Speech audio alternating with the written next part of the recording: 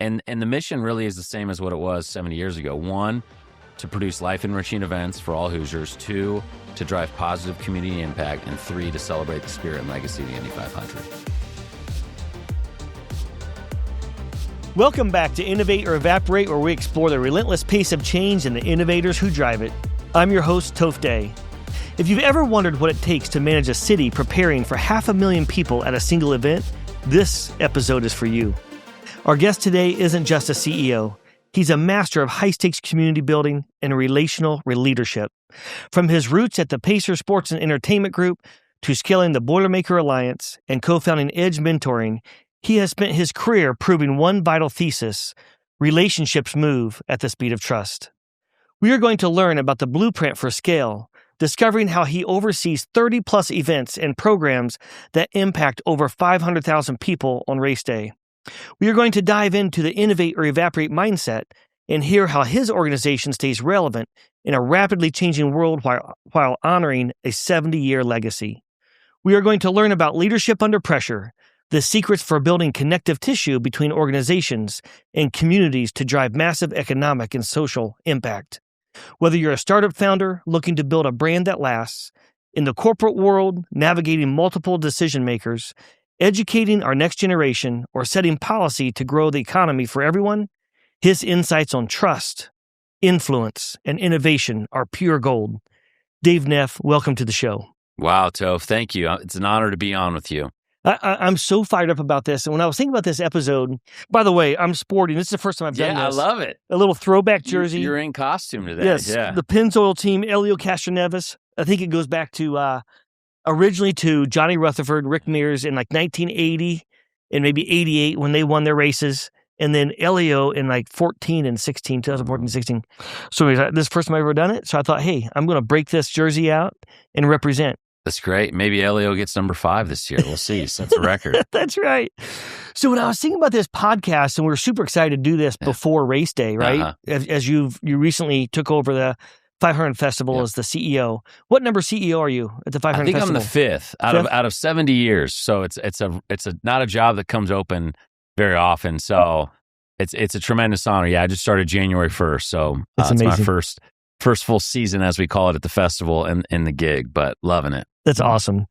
So I cannot wait to dive into all that the 500 Festival does, because the impact on the community and everything that you do, I think most people don't realize. Yeah. But before we jump into that, there's a lot of listeners that are young in their careers, midway through their careers. They're trying to figure out how they map their way through, what their passions might be, wherever they're working. I think I kind of want to start off with, like, your journey is fascinating to me.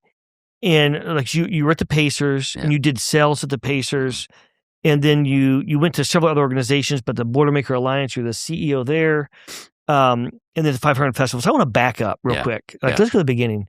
Did you grow up in Indiana? I did. I grew up here in Indianapolis, Northeast side, and I'm a Heritage Christian grad. And then Ball State, studied sports administration, and then I've been back professionally 19 years, almost 20 years. So, and I got to stop you real quick. You may not remember this, but I remember meeting you, Toph. This was probably 2008 or 9. I was working for the Pacers, and we did this fantasy basketball game, YPO versus EO. I do remember this. Yes. And Larry Bird was one coach, I think maybe of the YPO team, and Jim O'Brien, who was the Pacers head coach at that time, coached EO. Pretty sure you were on the EO side, maybe you're on the YPO side. I don't know. It was a sales event because we're like, oh, let's let them play on the court, have these fantasy head coaches, and then us sales guys came in at the end with, ticket maps, trying to sell you on some season tickets. But I remember you. You were doing, it's not Viastar. What was it called? Starcom Broadband. Maybe that's where you were at the time. Yeah. So that was like 18 years ago. And it's just been fun to kind of, reconnect. I think we did when I was at Edge and different stops, prior to even you getting this Elevate gig and now 500 Festival. So on the whole premise of relationships, I remember that driving over here. It was probably 18 years ago.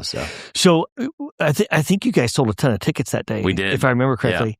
Yeah. And then Jim Morris came and talked to us afterwards with Larry Bird. So a couple quick funny stories. Number one, I might have the best shooting percentage of all time at Gamebridge. I'm 100% from the field. Oh, wow. Yeah, one for one. Yeah, behind, 1 for 1. And it was a three-pointer All in that game. And then at halftime, when we came off the court, one of my buddies said to Larry Bird, he said, "Hey, Coach, what can we be doing better?" And I'll never forget this. He looked at him kind of like this cockeyed look, and he said, "Hell, you got to do something right before I can tell you what to do better." And it was that French lick wit, man. Right? He's witty, yeah. It was so awesome. That was an amazing day. So how long were you at the Pacers? Just 4 years, before very transformative years. And I tell, we have 12 interns right now at the 500 Festival that are with us January through May, so just a few more weeks. And I had the really cool chance a couple weeks ago to promote one from intern to full-time. We had some shakeup. Somebody resigned from the full-time staff. This intern was rocking it. I mean, all my senior staff was like one of the tops, if not the tops in the class, and happened to be doing the role of the person that, had to resign. And so what they say, luck is preparation meets opportunity, right? Yeah. And so I got the opportunity to promote this young lady. She's now full-time with us a couple weeks in. And I was telling her, and I told all the intern class when I brought them together, because I want to share that good news. Wherever you start your career, I think is like actually a really big decision. Not to put too much pressure on it, but I think it shapes so much of the rest of your trajectory, right? I mean, just the who, honestly, probably more than the what. Like, who's that first manager or boss? And I think some people get swept up in the sexiness of the brand that you're working for, But I would really find the organization matters, but who's the best leader that you can get in their orbit of, right? And just learn from them. Maybe it's not even your direct boss. I was fortunate when I got my Pacers gig. Jim Morris got hired the same year, about 6 months after me. So here I am, spring of 2007. He gets hired in fall of 2007. And I didn't know who Jim was, but he went on to become a pretty major influence in my life. We stayed in touch up until the day he passed in July of 2024. And but yeah, I just got to interface over those 4 years with so many great leaders, both inside the Pacers, season ticket holders, suite holders, sponsors, and you really got an inside look at how the city ticked and operated. Because I grew up here, but my father was a physician, so he wasn't really dialed into the jet stream of like the civic world and kind of what goes into hosting a big sporting event. And so being at the Pacers, I think if you're curious and I started to learn on the importance of relationships, early in my career. Man, it was a window into how everything kind of works with the NCAA and the sports core and Visit Indy and all these different groups working together when we have Big Ten or the Super Bowl, those types of things. So are there some moments, or like when you were at the Pacers organization, number one, when you're doing sales like that, you're interfacing with, a lot of interesting people. Yeah. What could you share with our listeners? Like, were a few key moments of how you established relationships with folks and how those became like transformational maybe 5 and 10 years later? Yeah, there's a few thoughts that come to mind, Toph. So I think early on in your career, you'd find yourself like, you would never want to tell your age, right? When you're 22, 23, 24, and you're trying to build rapport with, say, a CEO, you always try to avoid that question, like not let them know that you're right out of school or something like that.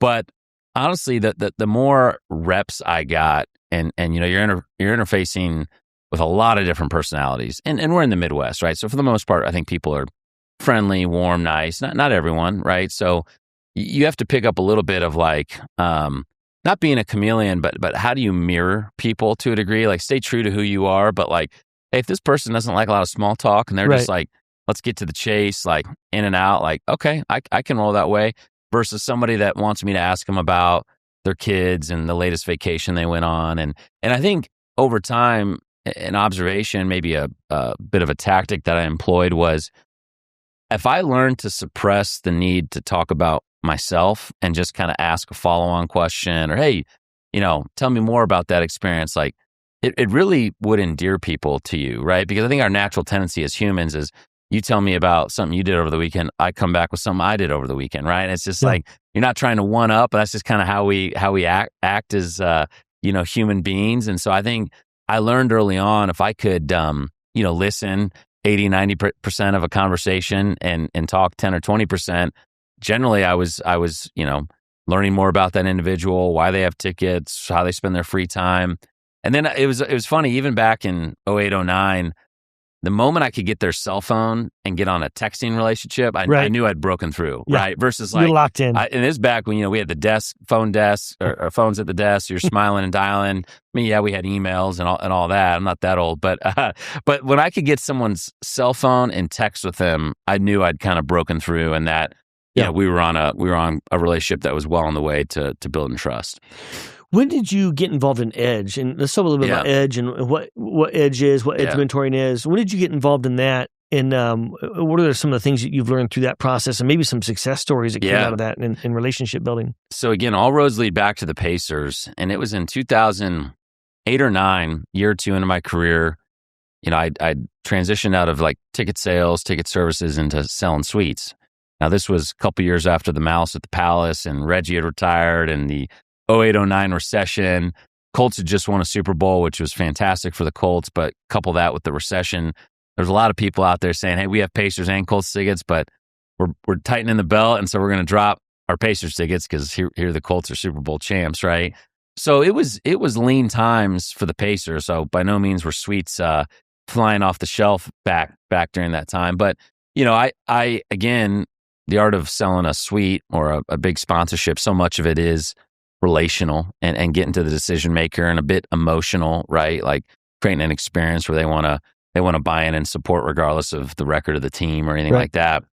And so I had sold a few, got to know the Exact Target leadership that way, Scott Dorsey and his team, Defender Direct, Dave Lindsay. That was a relationship that came out of that YPO EO game. And then Elanco. And where Edge ties in is Elanco back then, now they're publicly traded, second largest animal health company in the world, headquartered downtown right here on the White River now, beautiful new global headquarters. But I got linked up with Jeff Simmons, who's still the CEO to this day. He had become president, and they were inside of Lilly at that time. So they were, he reported into, I think, John Lechleiter, the former Lilly CEO.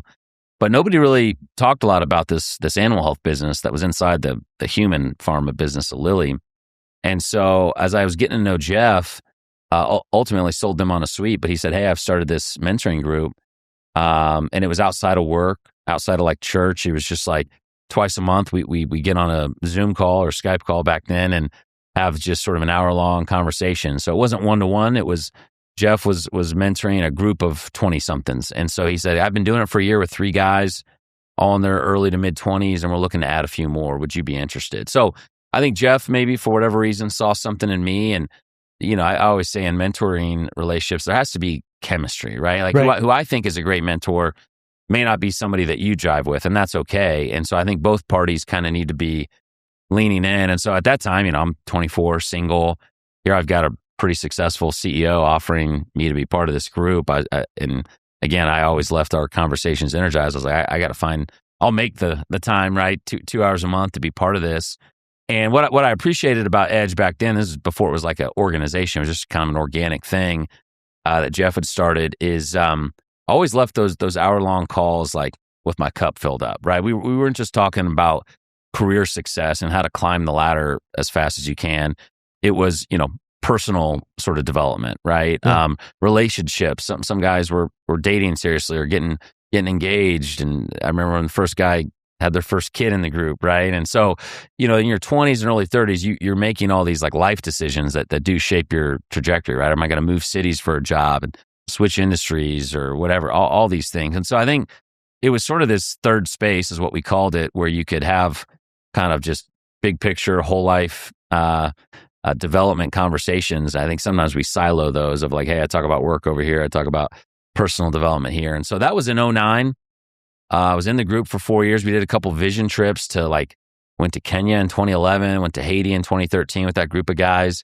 And then Jeff came to me at the end of 2013. I was at Exact Target. Salesforce had just bought us. And he just said, hey, I think this Edge thing could have legs. There seems to be a demand from your generation, Dave, like millennials that are hungry for this sort of mentorship, but we don't have anyone waking up. He's busy running Elanco. So, I was newly married and just remember going home, talking to my wife after talking with Jeff. I was like, man, I've worked for the Pacers and Exact Target, 2 pretty sexy brands in Indy, but to go do a nonprofit startup, it was a little bit humbling of like, man, can I put my ego aside and do this? But I believed in Jeff. I believed in sort of that experience that had shaped me the 4 years I'd been part of this group. and knew that it could potentially touch a lot of lives. The key would be finding other mentors like Jeff that would be willing to take a group and volunteer time. And so, that was a long way of getting there, but that was beginning of 2014 when I resigned from Salesforce and went all in on Edge and did that for the next 6 years. And it was do a whole nother podcast episode on that, but it was a great learning experience. Really my first like true leadership, it was a startup. So, but if you're not doing anything, nothing's happening, right? So you learn how to kind of see progress on a daily basis, not just on a quarterly basis. So I remember going to some of those Edge events. You'd have an annual event, EdgeX, right? EdgeX. And I remember the first time I went, I was blown away. I mean, it was packed. Yeah. 1,000 people or maybe more. Yeah. A couple thousand. Yeah. Couple thousand. Yeah. And I was just blown away in the programming that you guys put together, the leadership you brought in to do the talks, et cetera. And I love that you brought all that up because I think two things I pull away from that. Number one is mentoring. There's got to be chemistry. Like it's not a forced thing by either party. Yeah. I love that. And the second thing is like find your tribe, like these monthly cadences of being able to kind of go off the grid and have real conversations, not what you talk about the cocktail parties, but personal family business, like what's really driving your life in a good or not so good way, right? Yeah. Where so much value can be derived. Totally agree. And I think like in your 20s when you're still so impressionable, right? Like I think generally I found like people were willing to share and open up. I think honestly having a core group around you, when you get to our age, right, north of 35, 40, and in my case I've got 4 kids, like that's when I see a lot of men especially start to isolate themselves, right? Because the first thing to go is sort of male friendships because your career is starting to take on more responsibility. You got, more often than not, maybe a spouse or partner. Now you've got kids in the picture. And so, I remember at Edge talking a lot about the loneliness epidemic because that was, even 10 years ago, something that you were starting to see a lot of just with the smartphone taking off. And it's still an issue, right? The amount of people that say they have any close friends has like dropped off dramatically, right, in the last 10 years. And so I think, it's really important, not that you got to have 10 best friends, but having 2, maybe 3 that, you give permission to sort of speak into your life and vice versa, especially as we get older, because, your career starts to take on a certain shape and nobody wants to expose sort of the vulnerabilities or the chinks in the armor, but we all have them, right? Whether we want to admit them publicly or not, we all have them.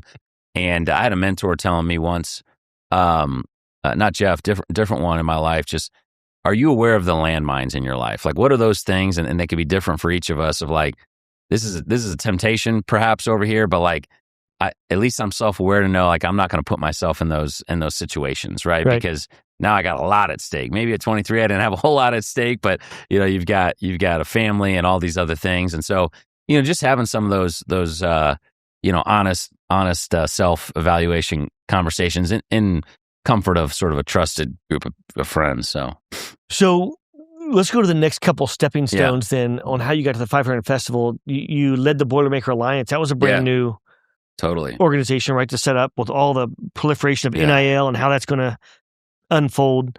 How did you get that gig? Because that's a pretty sweet gig. Yeah. So after Edge, that was at the end of 19 that I left Edge, and super proud of what we built. But my wife and I had started a family. We had 2 young kids, and I just was feeling, while Edge was a super cool thing, I could see sometimes you get into these nonprofit gigs and you get a little bit boxed in, right? Like, oh, he's the Edge guy, which I was recognized that a lot of the Edge brand got interchanged with me personally.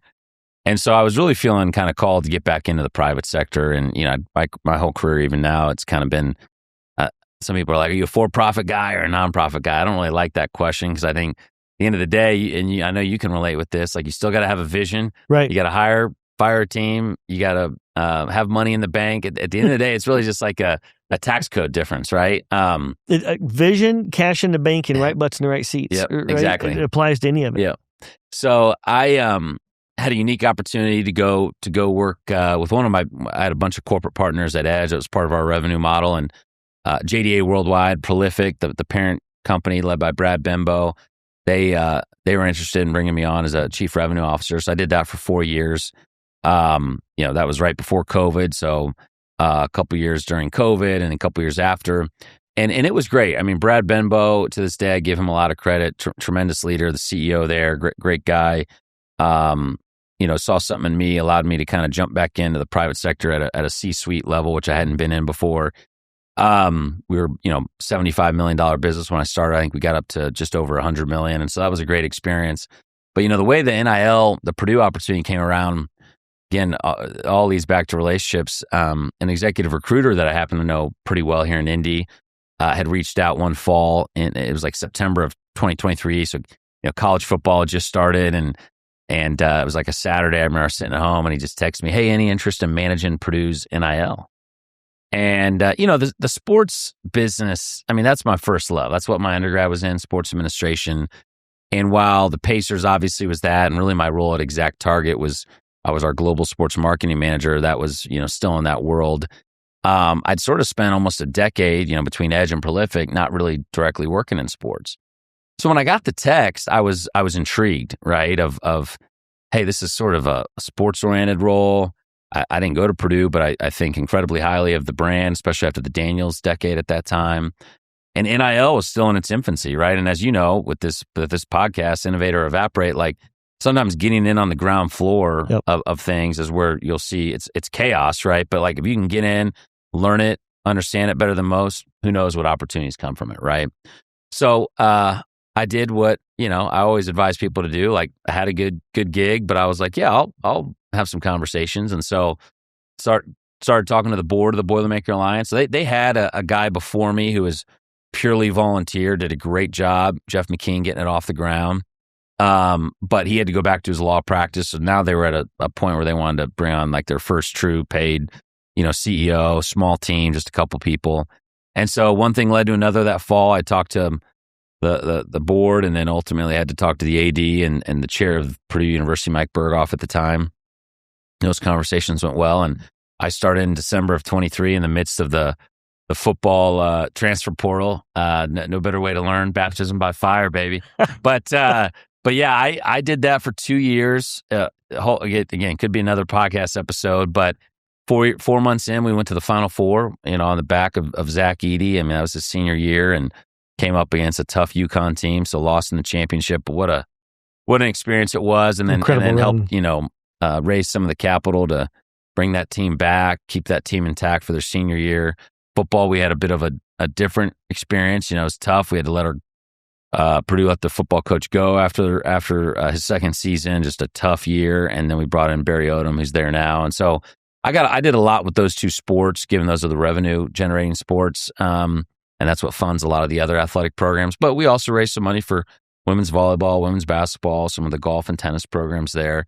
So, and Purdue's an amazing place. I worked very closely with head coaches, their staffs, obviously the whole John Purdue Club, that team, athletic administration, the board of trustees. I mean, I was a bit of a maestro, talk about relationships, and then obviously the donors at the end of the day. And so tremendous experience. But when I got contacted about this potential opening and knowing all the shifts happening in NIL with the House settlement last summer, paving the way for revenue sharing where schools could start directly paying, I said, you know what, I'm gonna listen, and here I am. So yeah, I think college football pays like 80% or something, or they're like 80% of the revenue. Yeah, all college sports, especially of like a Power Four, conference.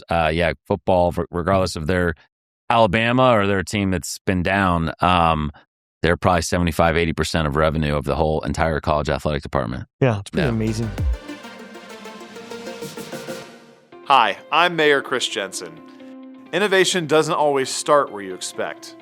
Across Indiana, a new kind of innovation ecosystem is taking shape, bringing together elite athletics, advanced engineering, healthcare, and next-generation manufacturing. And it's happening in Noblesville. Discover what's taking shape at choosenoblesville.com/innovate. Noblesville, all about you. All right, so let's transition to 500 Festival. Yeah. I went to one of your launch parties up there at Lucas Oil. Uh-huh. It was absolutely amazing. you did a great job. Thank you. In bringing that energy, Yeah. right? And no doubt all the future things, you probably won't share all the things you're Yeah. thinking about for the future, but Yeah. let's dive into a little bit of like, what is the 500 Festival? Yeah. And let's dive into like its impact on the community. But let's just start off with, what is the 500 Festival? How does it operate? Yeah, for sure. So the 500 Festival was founded in 1957 as a community organization, nonprofit organization. And the inspiration for it is pretty cool. So there was 4 local civic business leaders. One's a former mayor of Indianapolis, Alex Clark. He was mayor from like 1952 to 56. Another guy named J. Worth Baker. Another guy named Joe Quinn, who was the head of, I think, safety at IMS and at that time. And the 4th guy, neat guy, Howdy Wilcox was his name. Cool first name. Yeah, Howdy. Those are the 4 co-founders of the 500 Festival. And what they had done is they had gone down to the Kentucky Derby in Louisville in 1956, and the Derby had just started something called the Kentucky Derby Festival. So separate organization from Churchill Downs, Kentucky Derby, but really to kind of be this, and for lack of a better term, community engagement arm of the Kentucky Derby. So they said, man, we gotta bring this back, do something similar for the Indy 500 in Indianapolis. Neat thing about Howdy Wilcox, Howdy, one of our 4 co-founders, also started the Little 500 race, did he really? at IU in 1951. He was running IU's Student Alumni Association. Howdy's father won the 1919 Indy 500 race. Oh, wow. So there's this cool connection between the Indy 500, Little 5, and the 500 Festival, that we've kind of uncovered and explored as part of our history. But the festival really, I mean, going back, this is our 70th year as an organization. One of the first events we did was a parade. It was Saturday night, actually, the night before the race. Now we've obviously moved it up. It starts at noon the day before the race. But something that always happens every year outside of the 2 COVID years. But we now have grown sort of our size and scale to producing close to 40 events a year. A lot of them are concentrated in the spring. We are a year-round organization, so that's a bit of a misconception, but we've got 18 full-time staff. And the mission really is the same as what it was 70 years ago. 1, to produce life-enriching events for all Hoosiers. 2, to drive positive community impact. And 3, to celebrate the spirit and legacy of the Indy 500. So as I've been saying, in a lot of ways, IMS, Indianapolis Motor Speedway, is sort of our number 1 customer, right? I mean, at the end of the day, we don't exist without IMS, right? We came 40, 50 years after them. So that relationship between, Doug Bowles, Allison Langton, Mark Miles, and you just had him on the podcast, it's critical, right? And in the past, sometimes those groups haven't always played well together. So you've got not just our 2, but then now you have the IMS Museum, which has been around. They actually started in 1956, but the work that's happened the last 5 years over there, I'm sure you've seen it, it's but phenomenal. A massive renovation. You can hang out there all day. Oh yeah, it's a cultural asset, and so Yeah. they're also a separate entity, even though they're physically inside the track. All 3 of our groups are starting to have, really for the last 8 months, have been having regular monthly and sometimes bi-monthly calls as the leadership teams, and then within like our marketing teams, our sponsorship teams, our education and programming teams, just to be talking, because that didn't even happen always in the past. Because to the average, Indiana resident, they don't really delineate right between our 3 groups. They just think we're all the same, and we're fine with that, by the way. But we are a separate entity with a separate board of directors, budget, governance, all of that. But we also have to play nice, and we want to play nice, right? We have to operate in a spirit of partnership with IMS. So a lot of people think about, what's our programming, Toph. I already touched on the parade, which is coming up. It's always the day before the race, but we sort of kick off the month of May, and we have stuff we do earlier in the spring. But the Mini Marathon, which was its 50th year this year for the Mini, and that bounces around like it's the largest, second largest. Yeah, mini it's marathon up there. in the country, It's right? probably 3 or 4 now. It's we're only in terms of half marathons. I think there's a couple in New York, Brooklyn that are a little bit larger. This year, we had close to 33,000 total participants, about 6,000 on the 5K. We have a 5K race that morning, and then the half marathon was around 27.5, which we were up about 21% year over year. And so Amazing. that was, just a few weeks ago. super cool to be up there. Wasn't the world record broken this year? Yes, by an 11-year-old. Yeah, an 11-year-old. A fifth grader. He actually goes to Park Tudor, broke the half marathon world record. Do you remember his name off the top of your head? Yeah, I think it's Ben Dick is his name. Yeah, so, I was standing right there when he crossed the finish. I didn't know it was a world record at the time, but then WTHR was interviewing him and his dad. He beat his dad, which is pretty cool. It's so amazing. Like last year, he was like 7th or something. Yeah. I mean, it's an 11-year-old world record at the Indianapolis Mini Marathon. At the Mini Marathon. That's sponsored amazing. by IU Health. Yeah, Sponsored by IU Health. That's amazing. And the parade's Lucas Oil is our title sponsor this year. But yeah, so, those two are kind of anchor events, obviously, to kick off the month and then right before the race. And then we just had Kids Day on Monument Circle, which that was my first time attending Kids Day. And it's massive. We took over Monument Circle just this past Saturday. Probably had close to 100 different activations. The Colts take over one spoke, the Fever another one. We have what's called the Rookie Run, which is presented by Ascension St. Vincent Peyton Manning Children's Hospital. So kids ages 3 to 10 run like a city block. I think the 10-year-olds are running about a half mile. They get a medal at the end. So kind of getting them on this, fitness trajectory with the hopefully one day run the Mini. JP Morgan Chase sponsors Kids Day. And then coming up this weekend, we've got Breakfast at the Brickyard, which is our formerly called the Mayor's Breakfast. So do you know how many mayors there are in the state of Indiana? Take a guess. How many mayors in the state of Indiana? I'm going to guess about 178.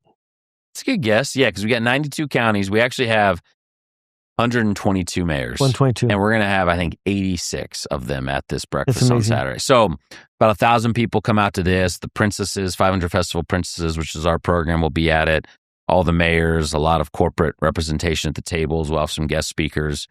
So every Saturday in May, we have something major. Something else that I'm super proud of our team for is we have this education program where a third of all fourth graders in the state of Indiana are engaging with a STEM-based curriculum.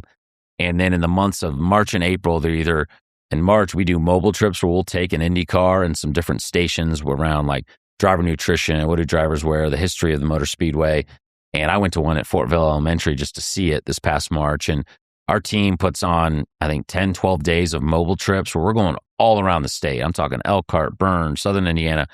And it's specifically for fourth graders where they're kind of getting indoctrinated right from a young age about why this is such a cultural significance to our state, right? And then in April, we have what's called study trips where they actually come to the track. And there's a few more stations. And we did 10 days in April, 800 fourth graders each of those days. So about 8,000 kids came through. So that's something that program is busting at the seams. We just need to add capacity so we can do more of it. But that happens during the spring. We have a miler series where we have a 3-mile race, a 6-mile, and a 10-mile race, February, March, April, leading up to the Mini. So, when you add it all up, we're like I said, pushing 40, 50 events a year. I think the next hill is sort of, okay, and again, my first year in the role, but after May, just sort of assessing with IMS and IMS Museum, what can we be doing, in the summer and fall months, like a statewide road show that's better connecting with some of these communities where the mayor's coming to our breakfast, and how do we get them activated and engaged throughout the rest of the year, right? What are ways that we can just get more Hoosiers connected with Speed City, right? I mean, this is our state's sort of DNA. If you travel outside the U.S. especially and tell someone you're from Indiana, usually the first thing they say is the Indy 500. Oh, absolutely. When I think about, I've been like, some of the country recently, last, say 10 years or 15 years, China, Japan, Australia, like Indy 500 or Peyton Manning. Yeah. That's amazing. First two things out of their mouth. So what are some of the things that you're excited about for the future if you're allowed to talk about any of those things, or some things that you guys are thinking about for the future of the 500 Festival? Yeah, I think, one thing that I am really excited about, so that like I alluded to earlier, is the feedback I'm hearing from IMS and some of our stakeholders is like the relationship between IMS, the museum, and the festival is as good as it's ever been, right? So we've got some really good mojo. What I don't want to do is just operate in a silo, because I think we're better together, right? When we've got this unified front. And so doesn't mean that we can't go do our own things over here, right? But as we think about, obviously we get past the Indy 500, IndyCar still has 10 more races, right? So they're going through September, so they'll be busy. But how do we sort of just blanket the state, right, with more engagement, more ways for companies and fourth graders to engage with the festival and IMS. And so, in terms of programming extension, we're starting to have those conversations. We haven't solidified anything yet. I think something I'm also excited about and thrilled that Elevate Ventures jumped on board is we've got this corporate member program that, companies that are choosing to sort of align their brands with IMS and the 500 Festival. We had that event in March at Lucas Oil's headquarters. We probably saw close to 24 new corporate members get involved with us, which, by the way, you get some great assets throughout the month of May. We have a suite at the track, so you get some sweet tickets to practice and qualifying days, and depending on your level, maybe race day. But you're part of this sort of B2B, networked ecosystem of companies that are choosing to align with the 500. And so you're going to see more programming, more events like that, where we're going to try to be bringing those groups together, right, to network and build relationships in Central Indiana and around the state. But yeah, I'm still kind of getting through this first season, as I've been saying. Like, I want to experience everything at least once, which got a couple more weeks here, and then we're also at a point where we're pretty ripe. I think last time the organization did a true strategic plan was 2018. So I think strategic plans by no means are they a silver bullet, but they help you answer the question of, we can do anything, but we can't do everything, right? So if we're going to try something new, or maybe we're going to kill this over here because we're not seeing a ton of lift when we do it, and let's focus our energies here. I just think we've got so many stakeholders. We've got a tremendous board of directors, 33 board members, which has been tradition. Perfect number. Yeah, 33 for the 33 drivers in the race. We got 33 princesses. And our board is it's a board of kind of a who's who and has been for many decades, where you get some nice perks and access, including a pace car or a pace truck. You get to drive that for the months of April and May, and you're driving in the parade. A driver will hop on the back with his family, and you drive in the parade, and you drive on the track. You get to do that a couple different times. Even race morning, you're doing a lap with your princess.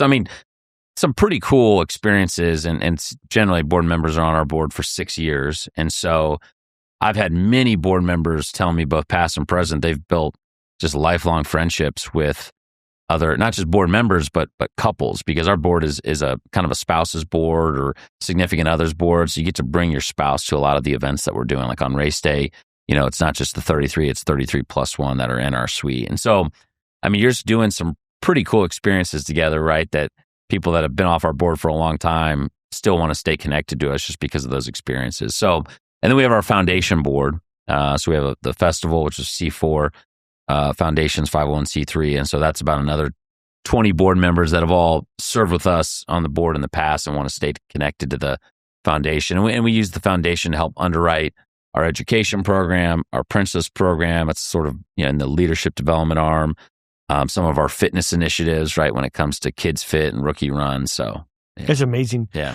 So if I want to get involved, if I'm a corporation, I want to get involved. If if I want to get involved in the Princess program, what are the best entry points for the different types of folks and companies? What's the best way to get in contact with the 500 Festival and get engaged? Well, you can start by going to our website, 500festival.com. If you want to be more personal, I'll give people my email, dneff at 500festival.com.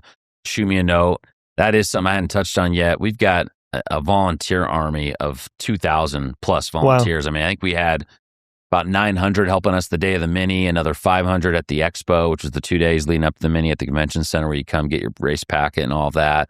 You got all the parade volunteers, education program. When you add it all up, it's close to 2,500. And we have some folks that have been volunteering with us for, I'm not exaggerating, 30, 40 years, right? So continuing to always build that pipeline of younger generations. And, Indy's special for this, Toph, just the secret sauce that we have when it comes to volunteer engagement. Listen to your episode with Mark Miles talking about the Pan Am Games. That was 38,000 volunteers, Right.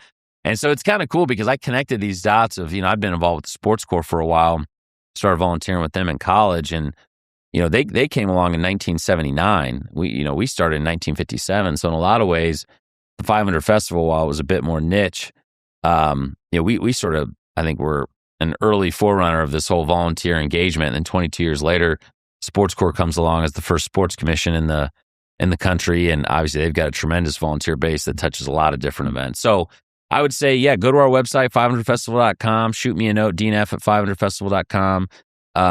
Connect with us on LinkedIn. We're everywhere. We're not too hard to find, and we'll plug you in, because I think I was able to plug in some new volunteers helping out at the starting line of the Mini, and the notes I got afterwards this year were just like such an amazing thing. And something that Mark said on your podcast of like, when you get involved and are part of something that's bigger than yourself, like, you don't forget that, right? You want to be more engaged to whatever that is. Those are just kind of these transformative experiences that stick with you.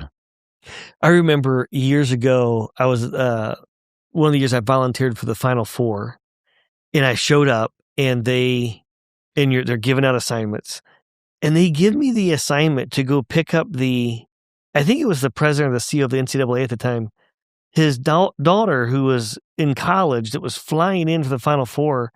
They sent me to the airport to pick her up. Yeah. And I'm like, I hope they vetted me. Like, I just, and then I'm trying to find her at the airport. Yeah. But like, it's just those little random acts of things. So many minutia details that got to get covered. Yeah. In putting on these major events like you're doing. It's the I glue was of the community. Well, I was part of the 2026, this past Final Four LOC co-chairing stakeholder relations, and we actually got that feedback. So the committee that I was co-chairing, we actually were the ones that were doing some of those airport runs for the 12-person men's basketball committee, the 12 individuals that decide the field of 68. And Sports Corps got some feedback just on the stature of some of the people that were, CEOs that were making airport runs, and just I think they just expected it would be like a college intern or something. But, because I think that shows that, like, wow, like this community, busy, important people are willing to roll up their sleeves and do something that seems as menial as doing an airport run and dropping them off at their hotel. But I mean, I got to do the Alabama athletic director, Greg Byrne. I did Stu Jackson, who's the West Coast commissioner. So, little 20-minute car rides, but pretty fascinating individuals. So yeah, absolutely. So we cover a lot of ground today. These podcasts go so fast. Yeah. I've got a few rapid fire questions for you, and you can tap into anything comes to mind, one word answers or paragraph sentences, whatever you want. But through all of your experiences, what do you think, what's one thing that we should stop doing?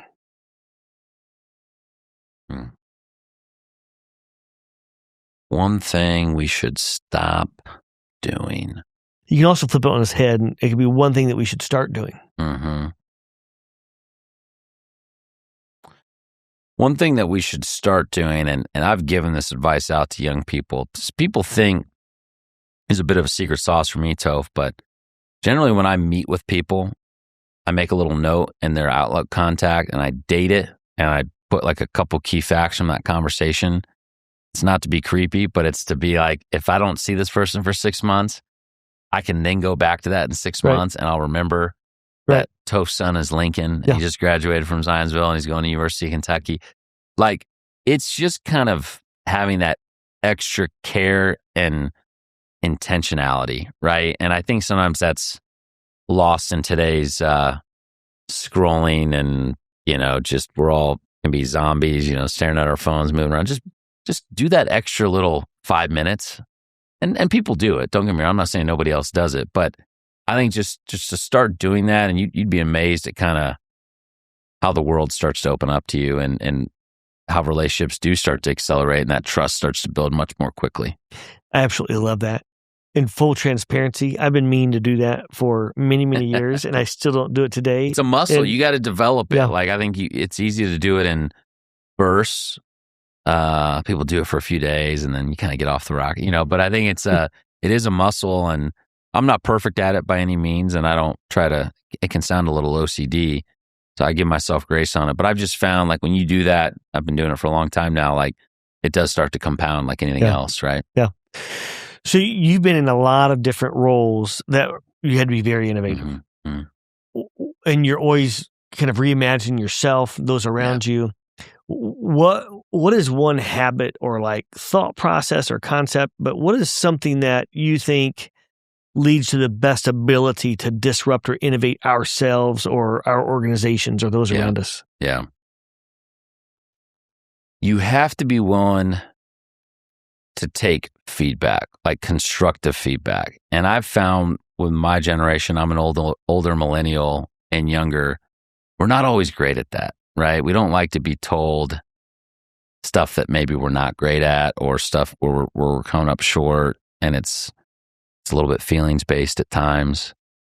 And I had some mentors that, these aren't even bosses, but mentors that really, got into me. And as much as I hated it, I think like I'm better for it, and I say this, someone said this to me, feedback is a gift, right? If you can just stay dispassionate. Now your blood might be boiling internally sometimes when you're getting this feedback, and you may disagree with it, but generally there's a kernel of truth, I feel like, in most feedback, right? As painful as that might be at times. And so doesn't mean you over-rotate and start trying to be something you're not. But I think having the humility, even as you take on bigger roles and more responsibility, to like really listen and create. Like I recognize that I've got a new team and there's 18 of them, and they probably want to tell me what I want to hear, but I want to hear the real stuff, right? And also not just about our organization, but about me and my style of leadership, what's helpful, maybe what's not helpful. So I think just staying humble and recognizing that feedback's a gift, not just the good stuff, but even the tough stuff that maybe you don't want to hear, and how do you keep growing from it, right? That's where I feel like I can disrupt myself, try to stay adaptable. I think adaptability and reinventing yourself every 3 years, or shorter in today's life cycle, like you're going to get left behind if you're not willing to do that. So if you could wave a magic wand and fix any problem in the world, what would it be? Man, I think just lonely, hungry kids. I just as a father of 4, and back to Jim Morris, I mean, that guy did more for more people than anyone I know. He led the World Food Program. But like, I just hate seeing kids who obviously have zero control over what family they were born into, struggling. We could expand that, but I think specifically when I see children, that you can just see her in a tough situation, that just breaks my heart. So I'd love to fix that. Amen to that. Dave, this has been amazing. The time has flown by. Is there anything I haven't asked you about today that you want to make sure all of our listeners know? No, I would just say I'm high on Indy. I love the city. We're not perfect. We have our challenges, but I'm excited, and I know you care just as much as I do about this city and state. Just how do we continue to make it better? Aim higher, Mitch Daniels' line, think bigger, and stay humble, but also be confident in the things that we have going for us. So absolutely amazing. One more thing. You mentioned Speed City earlier. You want to talk about that more for a moment? Yeah, I mean, it's just I think I first heard it from my friends at the Indy Chamber, Matt Mindrum and Christian Anderson at High Alpha. But all I'd say on Speed City is, the power of a brand, and we've kind of just had this like nothing brand, forever of, are we Naptown? Are we, the host city, the Circle City, Crossroads of America, whatever.